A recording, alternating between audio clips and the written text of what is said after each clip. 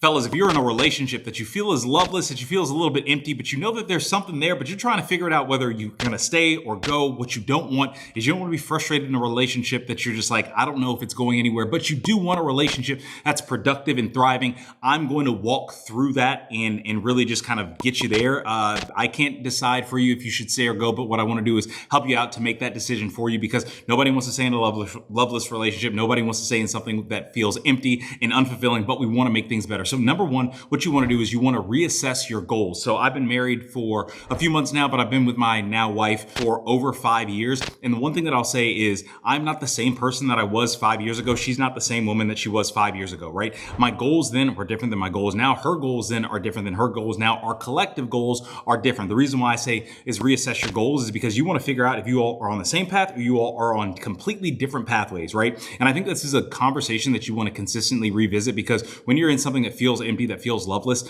a lot of times what isn't happening is conversations about direction. So you could be in like a situationship where you're like, ooh, there's something good about this, but I just don't know where it is, where it's going to go. And it's really, hey, what are our goals? What's the point of us being in here? I always think about this when I go to work every day or when I go to the gym.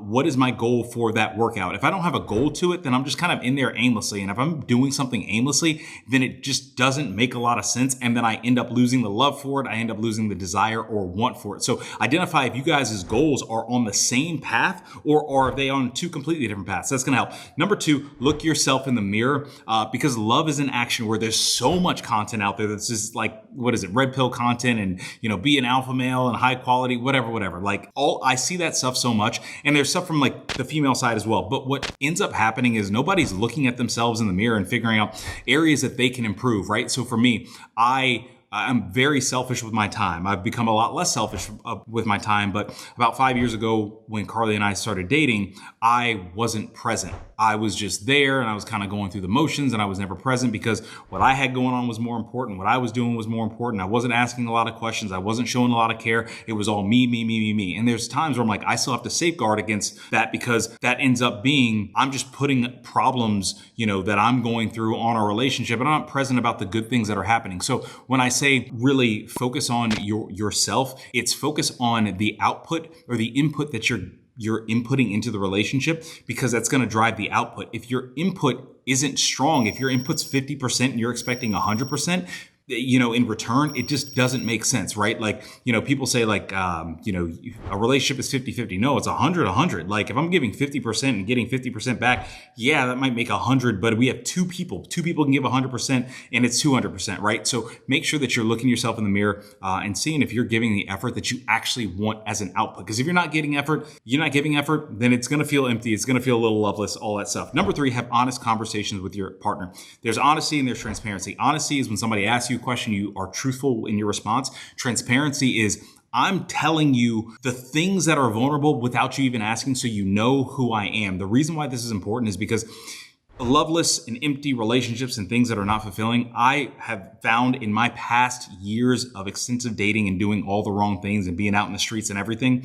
was when I didn't know the person and I wasn't leading the person on to my actual self, right? So why having honest conversations is so important is because you're able to see who that person is and you're able to be who you are and what you want, right? Honest conversations. For me and Carly, I was like, okay, we have conversations about our love languages. Have they changed? What things that we need in the relationship? What are areas that we can improve on? What, things are lacking that we probably need to, input a little bit more in. The reason why that's good is because then we don't sit here year after year going by in changing and becoming different people and going on two different pathways. We have honest conversations and transparent conversations, because that's what helps. If you want to infuse some love back in, find a way to get vulnerable. Be transparent. Be transparent about your struggles, the things that you're going through, about the areas that you want to improve.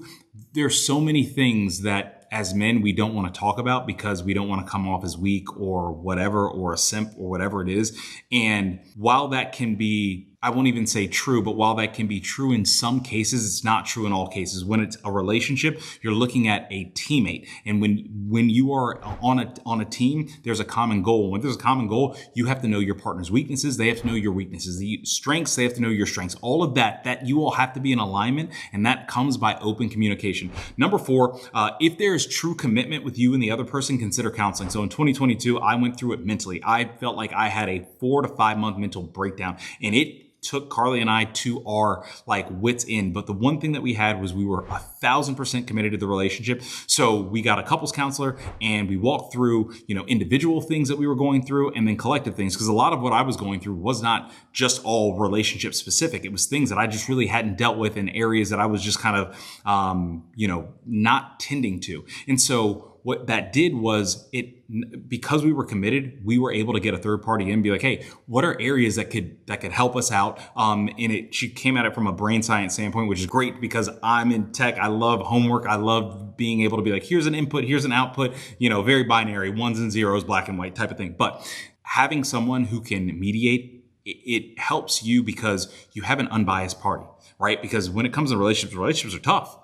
From time to time. Relationships are great and they're easy most of the time, but they have their tough moments. If people just go, this is a side note, people just go and say relationships are tough, then why would you get in a relationship? It's just tough all the time. But I digress. Back to it. So having somebody there, they can help assist you into where you want to go. Number 5, be real with you. Now, I am going to be so matter of fact about this. If you're in a situationship and that's just what it is, and you're in there and there's not the love and there's not the whatever that you want from the partner, don't expect that from the other person, right? Like if you're just in a situationship and you know that deep down this isn't going anywhere, then cut bait and move on, right? Our time is so much more important. Everybody's time is very important. You want to get to a place where you're rocking with somebody and they're rocking with you and you're like, okay, cool, we're on the same team. We're moving in this right direction. The one thing that I'll say that I've seen as such a positive in marriage is being able to have somebody in your corner when you feel like maybe not everybody's in your corner is a strong thing because you're moving in a way and you have somebody there who's a strong teammate for you. If you're in a situationship, you just have that person for a little bit of time and you're not even serious about it. So you're not giving 100%. So you're not really growing into the person that you want to be. Now, why am I so committed and convicted in saying this is because all I used to do is be in situationships and step out on them and cheat and do whatever and hook up with a lot of women and do all of that type of stuff. And I saw how much of a detriment it was to my life. I thought it was boosting my ego. It was killing my ego. I thought it was good for my finances. Stuff like it was killing my finances. All of these things, it became such a detriment in all of the important aspects of life. So why I'm saying is be real with you, is be real with the relationship that you're actually in. Is it something that you really want to be in? Or is it just something where you're like, okay, it's kind of a fling? And if you're in that phase of life where it's a fling, hey, and you enjoy it and you're cool with it, cool. But if you know deep down, you're like, oh, I want something serious and real, and you're not investing in serious and real because you're in just a situationship and you're like, ooh, why does this feel empty? Why does this feel loveless? Well, you already have the answer. So fellas, I hope this helped you out. All of these videos, I'm going to be real about it. We're just going to be transparent. It's a safe space for all of us, unfiltered conversations for driven men like you and me. And that is it. I'll see you all next time. Peace.